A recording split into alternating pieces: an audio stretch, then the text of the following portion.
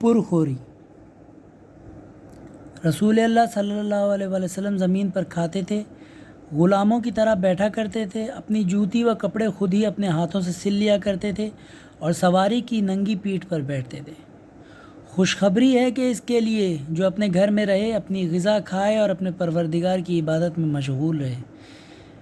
یہ سخت مشکل کاموں میں سے ہے کہ انسان ایسی چیزوں کا ذخیرہ کرے جسے کھا نہ سکے، اور ایسی عمارتیں تعمیر کرے جس میں رہ نہ سکے، اور اس کے بعد اللہ کی طرف اس حالت میں چل نکلے کہ نہ اس کے ہمراہ اس کی دولت ہو اور نہ ہی اس کی عمارتیں۔ ہر گھونٹ اور ہر نعمت کے ساتھ اچھو ہے۔ انسان اگر بہت زیادہ پیٹ بھر کے کھائے گا تو اسے پرخوری مار ڈالے گی۔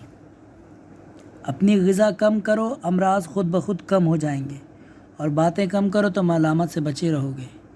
کم کھانا جسم کو امراض سے محفوظ رکھتا ہے۔ کم کھانا عفاف کی نشانی اور زیادہ کھانا اسراف کی علامت ہے۔ جس کی غذا کم ہوگی اس کی اذیتیں بھی کم ہو جائیں گی۔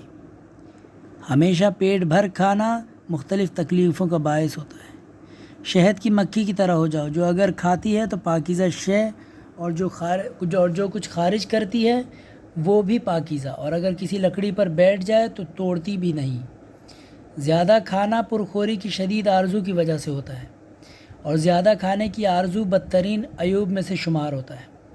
زیادہ سونا اور زیادہ کھانا نفس کو تباہ کر دیتا ہے، اور یہ دونوں عادتیں حد درجہ مضر ہوتی ہیں۔ پرخوری سے دور رہو، کیونکہ یہ دلوں میں سختی، نماز میں اتصالی اور فساد جسم کی باعث بنتی ہے۔